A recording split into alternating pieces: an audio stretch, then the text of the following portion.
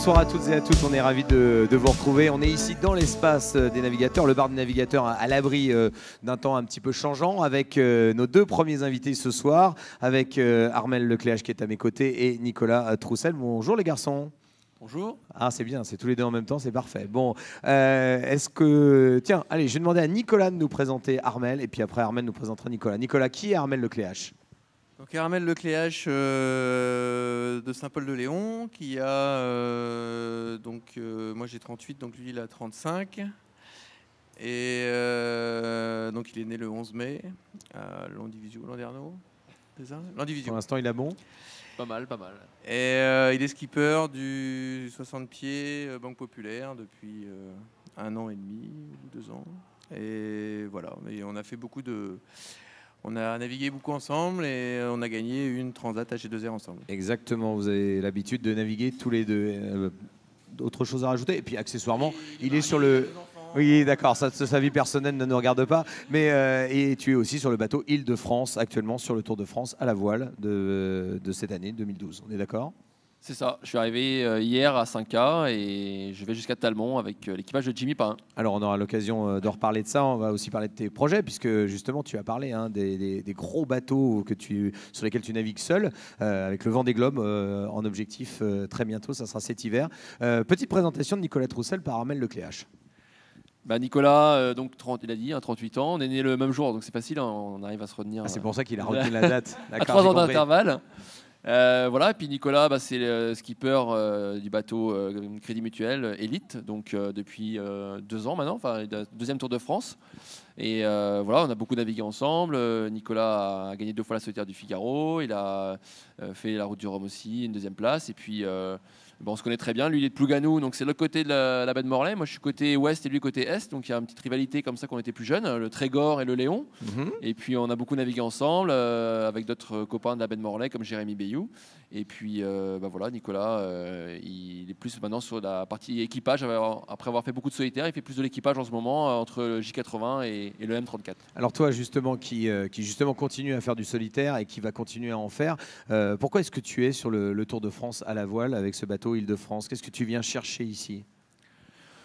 Je viens déjà pour m'amuser, prendre du plaisir sur l'eau parce que j'aime bien cette course. J'ai pas eu l'occasion de venir depuis 2 ans. J'avais un programme un peu chargé. Cette année, c'était possible. Jimmy m'avait déjà contacté l'année dernière et j'avais pas pu venir naviguer avec lui. J'avais envie un jour de naviguer sur son bateau, puis surtout avec lui parce que on s'aime bien, on se connaît bien depuis longtemps. Je sais que Nicolas a déjà navigué avec lui il y a quelques années et voilà, il y a une bonne ambiance, ça rigole bien et il y a toujours des choses à apprendre. Et puis moi j'étais là pour changer un petit peu d'atmosphère. Je fais beaucoup de solitaire en ce moment en préparation du Vendée Globe.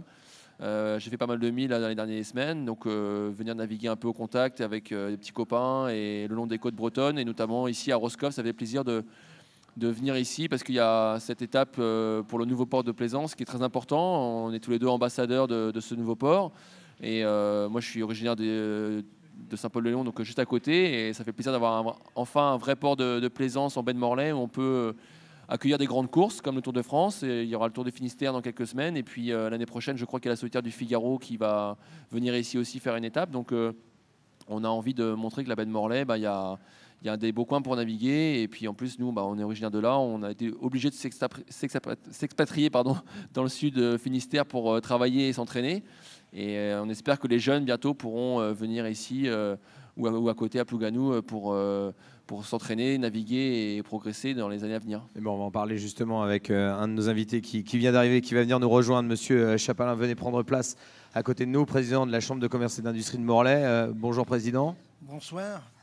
Voilà, le micro va vous être passé. Je voulais juste poser une petite question justement à propos de ce nouveau port que l'on célèbre justement avec cette étape ici au Tour de France à la voile. C'est l'aboutissement de beaucoup de travail et puis c'est le début d'une belle aventure aussi, parce qu'il y a encore plein de choses qui vont être mises en place dans les années à venir.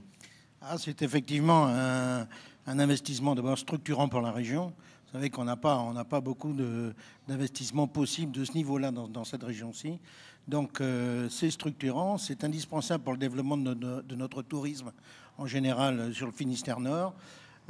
C'est indispensable également pour toute l'activité nautisme. On a Et nos 2 ambassadeurs qui sont là ont été les premiers à le démontrer, mais on a une pépinière de gens fantastiques dans la baie de Morlaix en ce qui concerne les navigateurs. C'est vraiment dommage de les voir partir souvent à l'extérieur. Armel le rappelait tout à l'heure. Et c'est vrai que nous sommes très très heureux qu'ils aient accepté d'être les ambassadeurs de notre port. Je pense que l'avenir le dira, mais je suis déjà très persuadé. Quand on voit ce port, comment il est déjà rempli pratiquement aux 2 tiers, alors qu'on vient d'ouvrir il y a 15 jours. Voilà, il nous suffisait de bons coursiers derrière. Nicolas, justement, c'est important de défendre justement vos terres ici et de pouvoir comme ça mettre en avant et valoriser tous ces navigateurs et justement pas avoir besoin de partir loin pour bien travailler.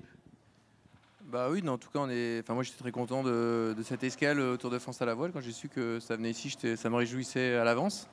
C'est important pour la baie de Morlaix, c'est sûr, parce que ça manquait vraiment. Je crois que l'activité du nautisme marchait beaucoup moins bien. Et puis voilà, donc c'est très bien. Je pense que ça va relancer toute cette activité, même l'activité des régates ici en baie de Morlaix. Et puis ça va permettre aux gens de naviguer. Puis on est bien sur l'eau, donc il y a autant prendre du plaisir et que les gens soient sur l'eau que chez eux. Donc je pense que tout le monde va être content de ce bel ouvrage. Et d'ailleurs, il n'est pas encore terminé. Non, mais, il reste encore des choses. J'ai vu la maquette et en tout cas, ça va. J'espère qu'on reviendra l'année prochaine et ça sera encore plus. Enfin, ce sera magnifique et il manquera plus que le soleil. Alors, on va reparler de ce port dans quelques instants. Je sais qu'Armel, tu es pressé, donc je voudrais juste qu'on revienne sur cette étape hier, justement, qui nous a amené à Roscoff. Comment vous l'avez vécu l'un et l'autre? On va regarder des images justement de cette étape de ralliement et on va en parler. Toi, comment tu l'as vécu justement? C'était ton arrivée ici sur le Tour et puis tout de suite tu t'es mis dans le bain. Bah voilà, il n'y a pas eu de phase de transition, une étape difficile au près jusqu'au bout. On n'a pas mis du tout les écoutes de spi et puis on a tiré des bords jusqu'à Roscoff dans du vent, de la mer. Donc c'était assez sportif. Moi, c'est la première fois que je naviguais en plus sur le M34, donc voilà, c'était une grande découverte. Et puis après, on a essayé de tirer notre épingle du jeu. Ça a bien bagarré devant. On était juste derrière les 3 premiers qui s'étaient un petit peu détachés. Et puis on a réussi à terminer 4e avec l'équipage Île-de-France. Donc plutôt satisfait du résultat. Et puis surtout de naviguer le long des côtes de Perros-Guirec, de Ploumanac. Et puis d'arriver ici à Roscoff, c'était un plaisir. Voilà, il y a toujours des choses à faire, toujours des courants, des cailloux. Donc on prend du plaisir sur l'eau. Bon, tu as été poli, tu as laissé le bateau Bretagne arriver juste devant toi. Mais je sais que Nicolas aurait bien aimé être à meilleure fête hier soir parce que ça te tenait à cœur justement d'arriver ici à Roscoff. Et je sais que 3e place, c'est bien, on est sur le podium, mais c'est peut-être pas ce que tu avais envisagé au départ. Ouais, en tout cas, c'est une étape que j'attendais avec impatience et c'était bien parti. Je crois qu'on avait très bien navigué le début du parcours et puis malheureusement, on s'est fait ramarrer en arrivant sur les 7 îles et on s'est fait doubler par 2 bateaux. Donc c'est sûr que j'étais déçu hier soir parce que je me faisais une fête d'arriver ici et puis je m'étais mis une petite pression pour la course. Donc voilà, mais bon, c'est comme ça. C'était quand même une 3e place, c'est quand même pas si mal. Et puis il y a une belle étape qui nous attend. Il va falloir rebondir dès demain. Justement, ce Tour de Bretagne, avant de vous libérer, les garçons, comment vous le sentez? Parce que là, on est dans le Tour de Bretagne. Là, ça va être on dit l'Everest du Tour de France à la voile, mais en tout cas, une grosse étape qui va nous emmener jusqu'à Talmont. Alors, c'est carrément même plus en Bretagne. Là, on va en Vendée, donc c'est énorme. Ah ouais, merde. On t'avait pas dit. Non, ça va être une belle étape. On va repartir au près en tirant des bords le long de la côte, donc un peu ce qu'on a fait là avec un petit peu moins de vent. Et puis ensuite, on va pouvoir enfin débrider, puis lâcher les chevaux en passant, en choquant un peu les écoutes au niveau de la pointe Bretagne et puis en mettant le spi au niveau de la pointe de Pinmar, donc ou un petit peu avant au Ratsin. Donc ça va être une très belle étape. Et puis on espère qu'on va aller en tout cas vers le soleil. En espérant qu'on le trouve, ce soleil qu'on attend un petit peu sur ce Tour de France à la voile depuis quelques temps. Armel, toi justement, cette grosse étape-là, c'est-à-dire que tu enchaînes 2 grosses étapes de ralliement. On a fait un petit tour là en baie de Morlaix qui était sympathique et très joli à voir sur les images aujourd'hui. Mais c'est rude quand même ce tour. Hein. Ouais, c'est rude. Bah, moi, je suis arrivé frais, donc ça va encore. Je suis pas encore à l'agonie, mais c'est vrai que j'ai vu à bord qu'il y avait quelques-uns qui étaient fatigués. Ils enchaînent des étapes assez difficiles depuis le début. La météo est dure. Il n'y a pas forcément du soleil tous les jours, pas mal de près. Les bateaux sont assez physiques, donc le timing, l'enchaînement des courses, c'est assez serré. Donc c'est vrai qu'on sent qu'à bord, il y a un peu de fatigue. Donc moi j'essaie d'amener un petit peu de sang neuf et puis je crois qu'il y a un peu de roulement sur cette grande étape aussi à bord de l'Île-de-France, donc on va essayer de profiter de ce beau parcours avec je crois que c'est la plus grande étape du Tour qui n'a jamais eu lieu, donc on va essayer de prendre ça au sérieux parce que c'est quand même coefficient 4. Donc voilà, il faudra être bien placé à Talmont parce que ça va sûrement bouger au classement général. Et puis moi j'arrêterai là, après je laisserai les petits copains continuer jusqu'à la Méditerranée. Oui, parce que j'allais te dire, il faut quand même préparer la suite, parce qu'on t'attend en novembre, c'est ça, c'est le prochain rendez-vous avec toi, le Vendée Globe. Comment ça se prépare? Tu peux nous en dire un peu plus? On a beaucoup navigué là depuis le mois de mars. On a enchaîné pas mal d'entraînements, une course aussi entre la Méditerranée et la Bretagne. Et puis là, je vais prendre un peu de repos. Le bateau est sorti de l'eau mardi dernier. Un petit chantier avant le Vendée Globe. Et puis on va réattaquer la grande ligne droite en septembre, octobre, parce qu'il faudra être 3 semaines avant le départ au Sable d'Olonne. Donc pour attaquer le 10 novembre, ce Tour du Monde en solitaire, effectivement, qui va être un gros objectif pour moi et Banque Populaire. Donc voilà, le compte à rebours est lancé. Essayer de grappiller une petite place au classement cette fois-ci? C'est l'objectif. Une toute petite, hein, juste une place en voilà, plus, ce serait parfait. Ça te permettrait de finir premier. Merci Armel d'avoir été avec nous. Merci Nicolas. Je vais récupérer le micro parce que je vais rester avec Monsieur Chapalin qui est là avec nous. Merci les garçons d'avoir été avec nous. Merci Nicolas, merci Armel. Bon vent pour vous, pour ce Tour de Bretagne.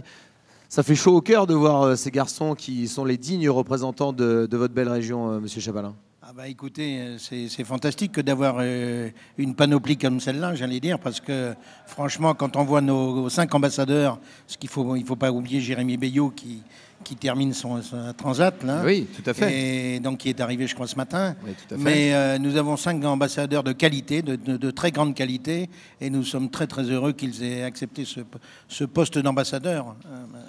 Alors, quand on sait bien sûr qu'il est compliqué de financer des projets comme celui-là, qu'est-ce qui décide une chambre de commerce et d'industrie comme la vôtre de partir dans ces projets qui sont quand même très lourds en termes d'investissement, mais aussi porteurs, j'imagine, de beaucoup de choses positives? Oui, alors c'est vrai que pourquoi une chambre de commerce, j'allais dire, va sur un port de plaisance? D'abord, il faut savoir quand même que l'histoire fait que... Et l'histoire de ce port ici à Roscoff, c'est aussi l'histoire de Brittany Ferries. Elle a commencé en 1973 et à cette époque-là, la Chambre de commerce avait décidé donc d'investir dans le port, de faire les travaux qu'il fallait pour que les ferries se mettent en place sur l'Angleterre et ensuite sur l'Irlande. Il s'est avéré qu'on a engagé par la suite des travaux pour que la criée de Roscoff se fasse. Donc la pêche, c'est un deuxième partie du triptyque. Et puis la troisième, c'est effectivement la plaisance. Et la plaisance, investissement important, vous le rappeliez, c'est vrai, 51 millions d'euros d'investissement, c'est pas neutre. Mais je crois que c'est dans l'ordre des choses en ce qui concerne une chambre de commerce. On se doit de participer à la vie économique de la région. Et ça va dans le sens de ce que nous ont demandé de faire, j'allais dire, nos commerçants et nos industriels qui nous ont élus. Oui, parce que c'est ça aussi. Hein. Roscoff, on le voit avec son maire, et puis vous qui nous accueillez sur cette étape du Tour de France à la voile. C'est le mélange en même temps entre la tradition, hein, on le voit avec ces vieilles pierres qui sont superbes et qui ont encore servi de décor pour la lutte aujourd'hui avec le château du Taureau, avec ce juge de paix pour l'arrivée sur la régate d'aujourd'hui. C'est ce mélange aussi entre la modernité et l'ancienneté, l'histoire de cette région qui sont mises en valeur avec des étapes comme celle-ci. Bien sûr, l'ancienneté et la modernité, mais aussi, j'allais dire, la terre et la mer. La terre, parce que vous avez pu voir ici les cultures légumières qu'il y a dans le Haut-Léon. Et donc, à chaque fois qu'il y a une manifestation, on n'oublie pas d'associer la terre et la mer. Je pense que c'est vraiment indispensable pour le développement de nos régions. En tout cas, merci d'avoir été avec nous, Monsieur Chapelain. Je vous en prie. On était ravis de faire cette escale ici à Roscoff pour le Tour de France à la voile. On repartira demain pour ce fameux Tour de Bretagne qui nous emmènera encore plus loin que la Bretagne puisqu'on ira jusqu'à Talmont. Pour l'instant, on le rappelle, c'est Courrier Dunkerque qui est leader au classement général avec TPM Coich qui est leader au classement au large et encore une fois Courrier Dunkerque sur le technique. On va suivre cela bien sûr sur le site tourvoile.fr. On vous retrouvera d'ailleurs dans le bar des navigateurs, Monsieur Chapelain, sur tourvoile.fr. Et on vous souhaite une excellente soirée ici à Roscoff. La fête continue, la fête de la voile bien sûr, avec le Tour de France à la voile 2012. Merci à tous, bonne soirée. Merci. Merci à vous.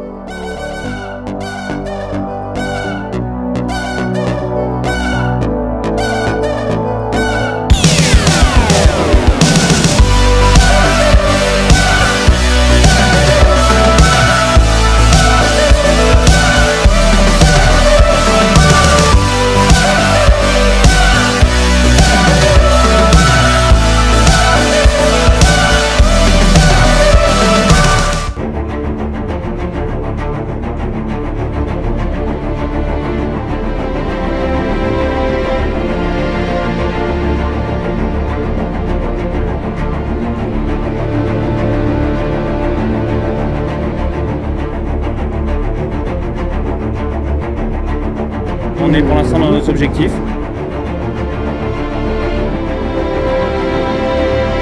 On comptera les points plus tard.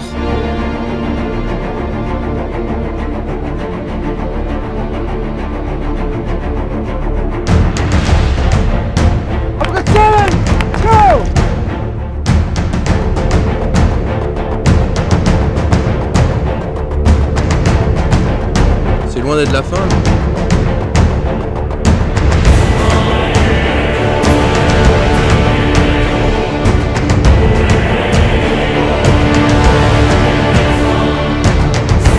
Ça nous remet un peu dans le coup, je pense qu'on est tous serrés maintenant en général.